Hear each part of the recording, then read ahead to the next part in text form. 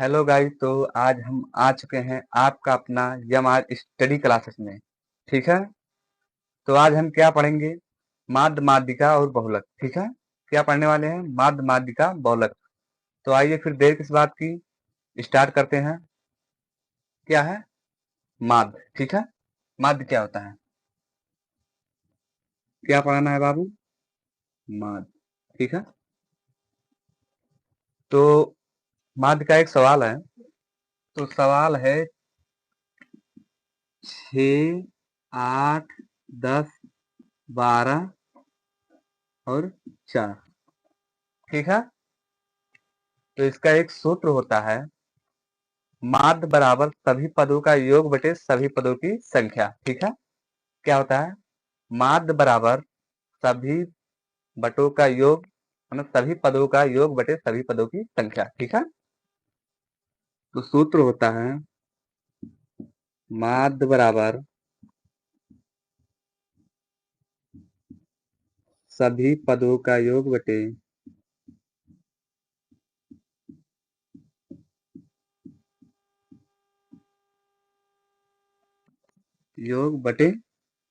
सभी पदों की संख्या। ठीक है। सभी पदों की संख्या। ठीक है। तो पहले क्या है? माध्य बराबर सभी पदों का योग बटे सभी पदों की संख्या। ठीक है। क्या है? माध्य बराबर सभी पदों का योग बटे सभी पदों की संख्या। ठीक है। तो सबसे पहले हम क्या करेंगे? सभी पदों का योग, यानी सभी पदों को आपस में जोड़ लेंगे। ठीक है। क्या करेंगे? सभी पदों का योग का मतलब होता है सभी पदों को आपस में जोड़ लो। ठीक है। तो हम जोड़ेंगे। क्या है? 6, 8, 10, 12 और 4। ठीक है। अब इसको जोड़ेंगे। 4 2 6 और 8 6 14 और 14 6 20, 20 के जीरो, हाथ में 2, 1 1 2 और 2 4। कितना हुआ? 40। तो सभी पदों का योग कितना आया? 40। ठीक है। अब क्या करना है? बटे सभी पदों की संख्या। अब इसमें कितने पद हैं ये गिनना है। तो इसमें कितने पद हैं? 1 2 3 4 5। ठीक है। कितने पद हैं? 5 पद हैं। तो अब इसमें कितने पद हैं कुल? कुल पद बराबर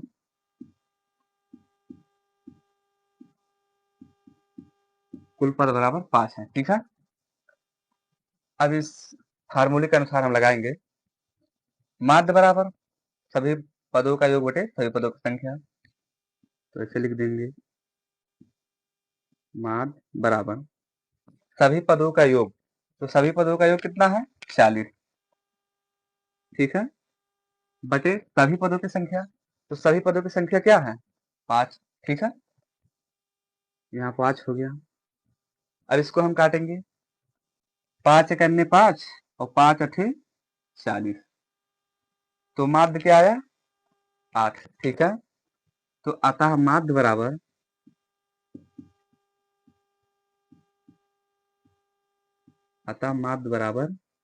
8। ठीक है। क्लियर? समझ में आया?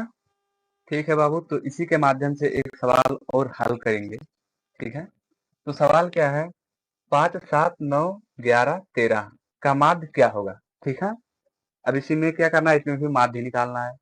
तो माध्य निकालने का सबसे आसान तरीका हम बताए हैं, माध्य बराबर सभी पदों का योग बटे सभी पदों की संख्या। ठीक है। तो वही सूत्र के अनुसार लगाइए, अभी तुरंत आ जाएगा। ठीक है। तो सूत्र क्या है?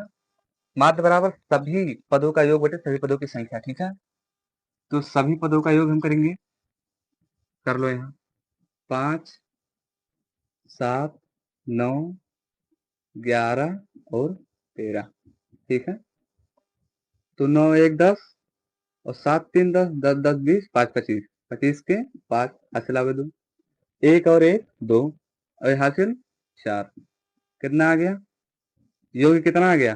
45। ठीक है। सभी पदों का योग कितना आ गया? 45।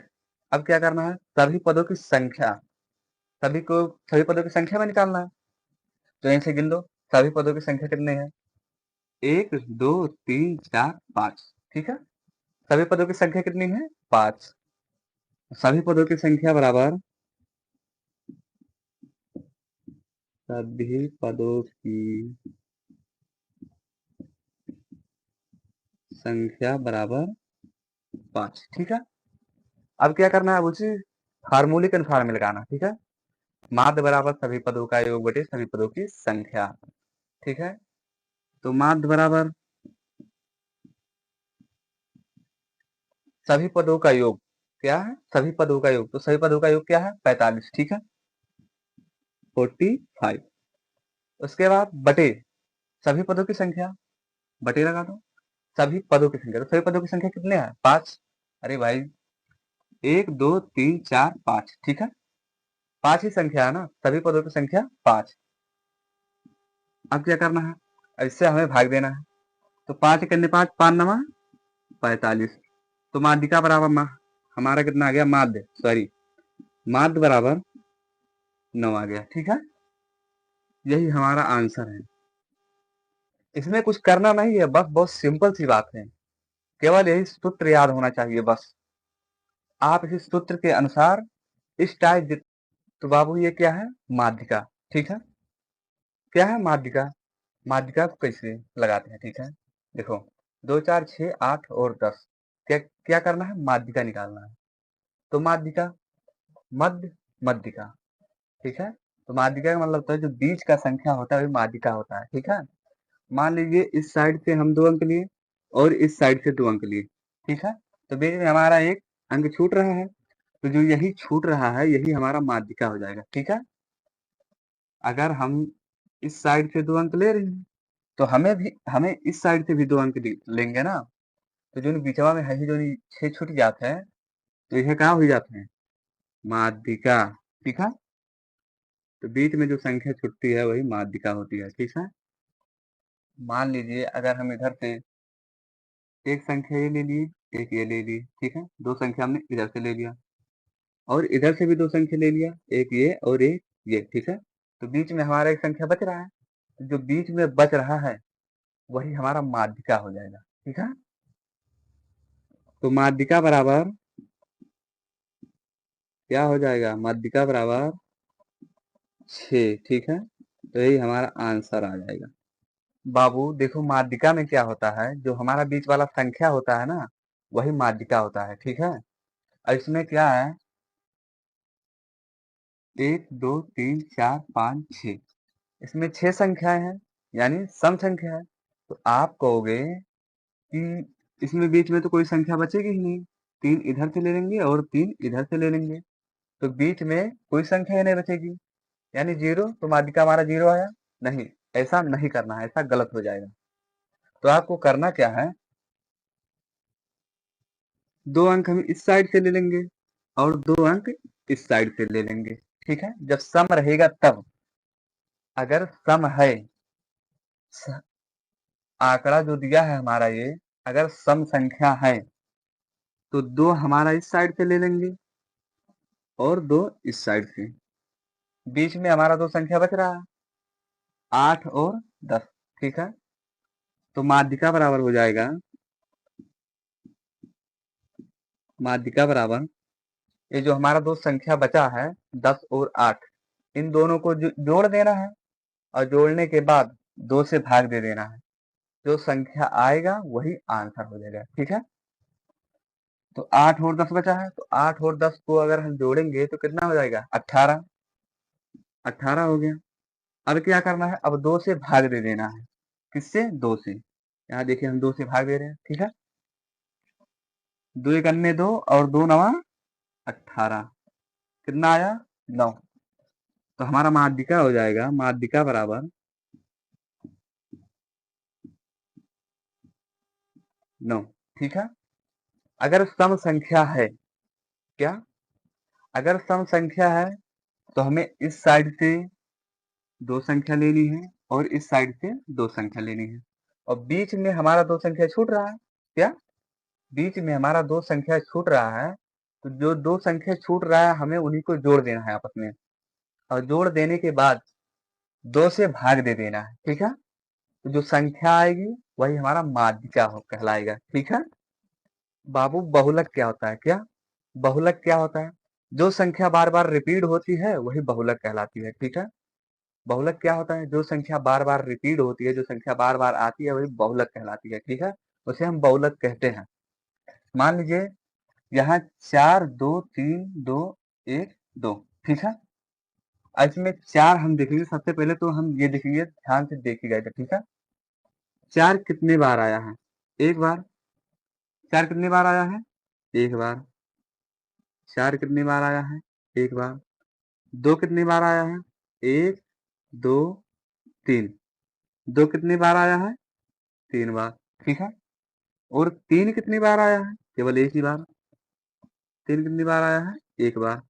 और एक, एक भी केवल एक ही बार आया है। तो जो संख्या बार बार रिपीट होती है, जिसके रिपीटेड ज्यादा होती है, वही संख्या बहुलक कहलाती है। तो इसमें सबसे ज्यादा रिपीट कौन सी संख्या हुई है? 2। ठीक है, 2 3 बार रिपीट हुई है, यानी 2 3 बार आई है। 2 3 बार आई है, इसलिए बहुलक 2 होगा। ठीक है, बहुलक बराबर 2।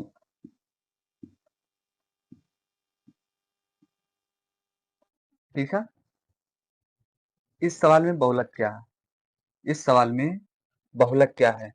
7 8 7 6 5 4 7 और 7। ठीक है, इसमें बहुलक क्या है? 7 है या 8 है या 6 है या 5 है या 4 है? ठीक है, इनमें से बहुलक क्या है? तो इसमें सबसे पहले हम ये देखेंगे कि सबसे ज्यादा बार रिपीट कौन होगा। ठीक है, तो 7 कितनी बार रिपीट हुई है? 1 2 3 4। 7 बार बार आई है। 7 कितनी बार आई है? 4 बार। 1 2 3 4। 7 जो है वो 4 बार आई है। और 8, 8 केवल एक बार आया है। केवल 8 ही तो है, और कहीं 8 दिख रहा है? नहीं। तो 8 केवल एक बार आया है। ठीक है, अब क्या बच रहा है? 6। 6 देखिए कितनी बार आया? 6 केवल एक बार ही आया, और कहीं 6 दिख रहा है? नहीं। तो 6 हमारा एक बार ही आया है। उसके बाद में 5, 5 भी एक ही बार आया है। ठीक है, और 4, 4 भी एक ही बार आया है। तो इसमें सबसे ज्यादा कौन है? तो इसमें सबसे ज्यादा 7 है, क्योंकि 7 4 बार आ चुका है। 1 2 3, सॉरी, 3 4। ठीक है, 7 जो है वो 4 बार रिपीट हो चुका है। ठीक है, तो बहुलक हो जाएगा हमारा, बहुलक बराबर 7। ठीक है, यही हमारा आंसर है। तो आशा करते हैं समझ में आया होगा। जय हिंद, जय भारत। एक लाइक और सब्सक्राइब करना मत भूलिएगा। ठीक है, जय हिंद, जय भारत।